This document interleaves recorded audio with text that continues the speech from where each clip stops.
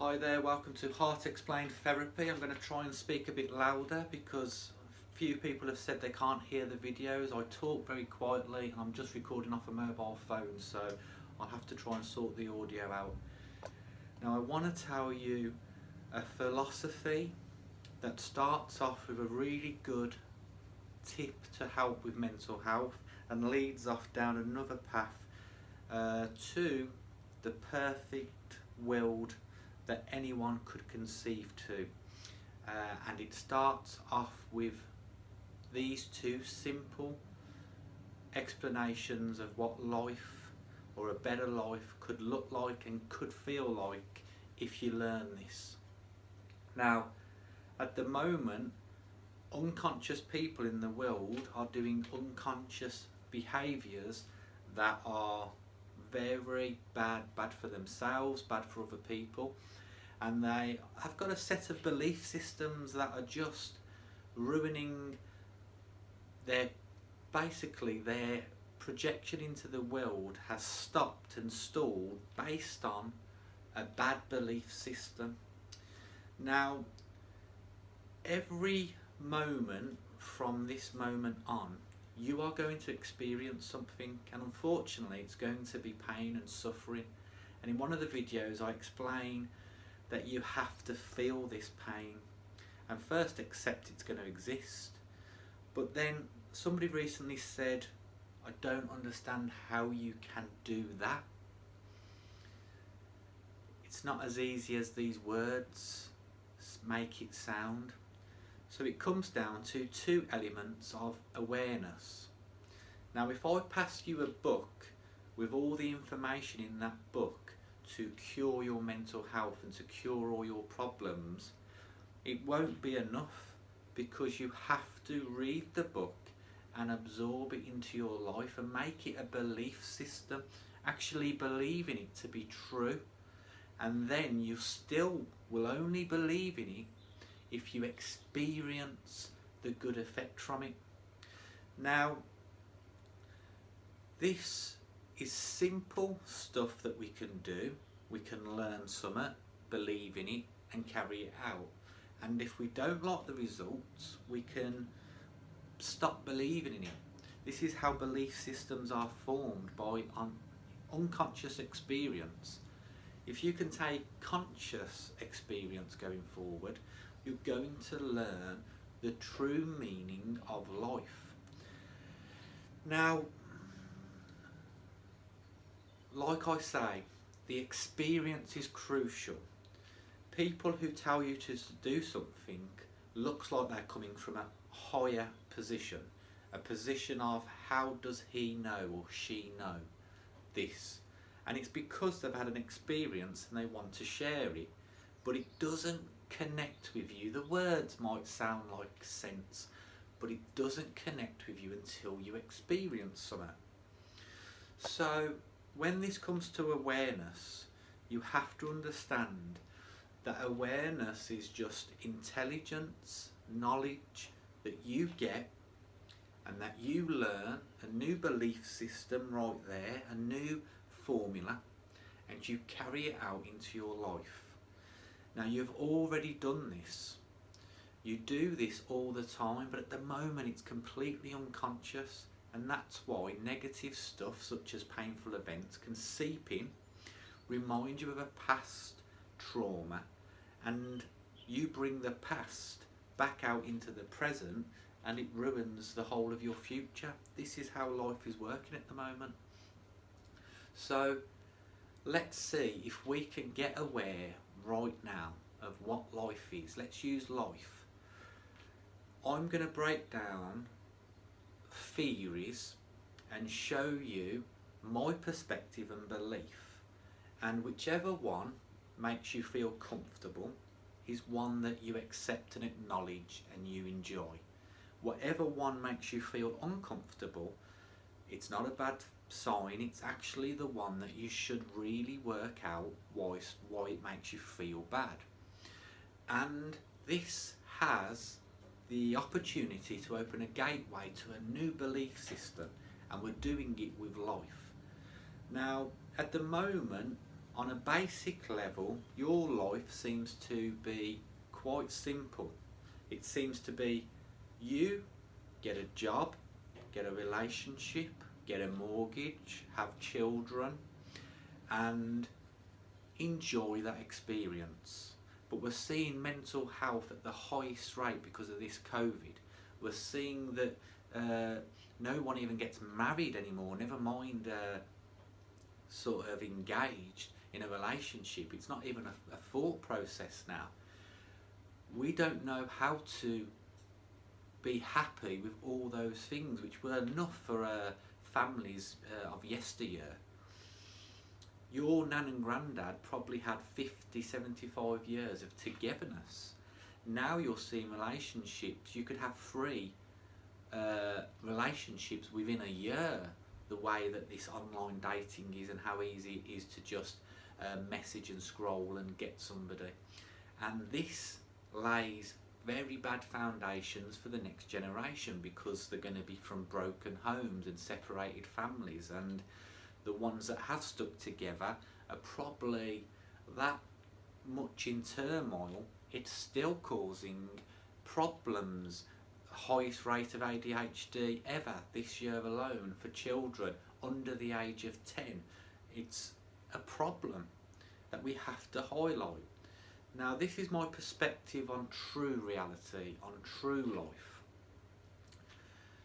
There is a child in you that has not grown up, and now and again, if you own it and accept that it is part of you, you will see that you're very childlike in the things that you do.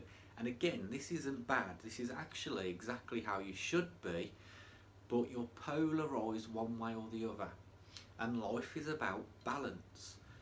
Everything in nature, in the universe, in all these laws that we actually class as concepts and laws at the moment, all point to one singular balance.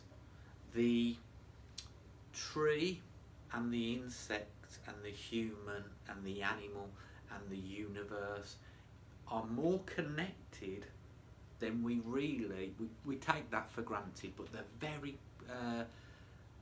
connected, and there's lots of deep sort of scientific facts on how they're connected. A computer code has been found in the fabric of nature, and all these similar things that we are doing, we're expanding and growing, and so is the universe, and so is the speed in which we're doing it. And we're seeing that now with the emergence of possible artificial intelligence within the next 20 years. But not to go down too many rabbit holes, you at the moment have a basic rule of thumb on your life.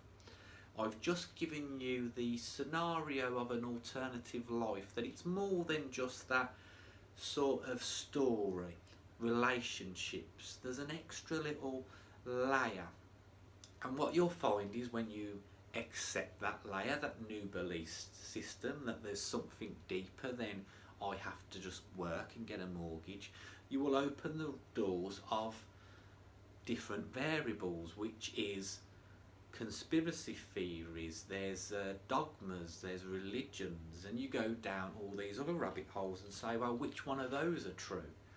And then we open up the door again. We can look into science, philosophy, we can open the doors to spirituality. But what is happening at all times is that you are trying to feel content. This is a driving force in you. If you could pick one emotion that you want to always stay in, it is when you are the most loving and happiest to another person in front of you, and that person is also completely in awe of you. This is what we're all driving for, and because we don't get it all day long, or it doesn't last all day long, we are searching externally for some sort of materialistic stuff to give us that feeling, and we get it for 10 seconds and it's gone and it goes.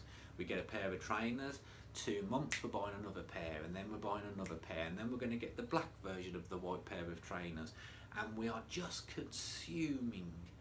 And there's that underlayer of knowledge where none of this actually exists. It's all just belief systems, and the further that you dig, that's a belief system. And then, okay, I'm going to do everything for everybody else, and that's the way to live life, and then that's a new belief system. And then I'm going to throw myself into the likes of law of attraction. There's got to be one singular law, that you vibrate on a wave of energy, and the energy vibrates back to you, and this is my God. And we're constantly going into this. Now, the only thing that's important is you to find a belief system that brings you this loving, blissful feeling. If you can let go of that coming from an external object, an external human being, and you can look within yourself and produce this yourself, which you are the only one that ever does this anyway, then you will find the contentment that you're looking for. Now, what I would say this would create is something very similar that spiritual people say that life is, which is love and oneness. I believe that there's still another layer beyond that. You see, that's a conceptual human thought and process that has come from a far greater awareness than ourselves. Think of the greatest idea in the world, something that physically cannot be built, and we are living in a structure that has already built that 1,000 times over, and we don't know where it comes from. And then again, I've opened up another story, another belief system, and all that humans are trying to do is hang on to sanity in a world that's full of insanity around every corner. The whole world is a game that you, even when you think that you know how to play, in the experience, in the moment, you're hit with something and the whole lot just blows up again, as if you didn't know that was going to happen. And we're burying our head in the sand, really. Now, with this final belief system, if you can find that God in your life, you will be a very happy, blissful person. Now, I'm not talking about a happy, blissful person that doesn't speak to the neighbours and the family. That shows me that you've still got a lot of work to do on your egoic state of mind. I'm talking about when you can do everything for everybody, knowing that is you. When you can look after the world and the nature that you belong to as if it was your very own bed that you make and that you sleep in, and you make sure is nice and fresh every day. Hopefully you do that. If you don't do that, then we will say that you, straight away, you're not respecting or loving yourself, and you're looking for this external respect and love constantly outside of you, for your partner to give it to you, for your family to give it to you, for your job, your career. Your clothes are just peacock feathers for you to masquerade in as if you know exactly what you're doing, and you don't. Drop that false facade, because it's just fakery. And if you're sitting in the spiritual place of somewhere like law of attraction or love, let me ask you this. When a negative person comes into your room and says that it's not love and law of attraction, there's no such thing, you feel uncomfortable. You can't hear that. Your egoic state of mind cannot allow you to hear something that doesn't match up to your belief. And that is where the belief lies, basically in a field of murky water, because life, true acceptance of yourself, is that you can handle a negative person as if that negative person was actually more sort of greater to be around than the positive person. You see the positive people that are saying you are the best and I earn 3 figures and I'm going to do all this and you're going to do it as well. You're creating a reality that you perceive would be better than your own reality now. And you perceive it to be worse than a reality of somebody homeless or out of work, and you judge all these people as in like, oh, I've got a grip and I know where I'm going. Bullshit. You're just wrong. You're hanging on to the side of the cave hoping you don't fall in. And what I'm saying to you is let go. Blow away belief system after belief system continuously until you find that yes, there is a great unknown that seems to pass us elements, and we use these elements like love and pain and anger and combine it all to call it life, like we're the only life on this planet.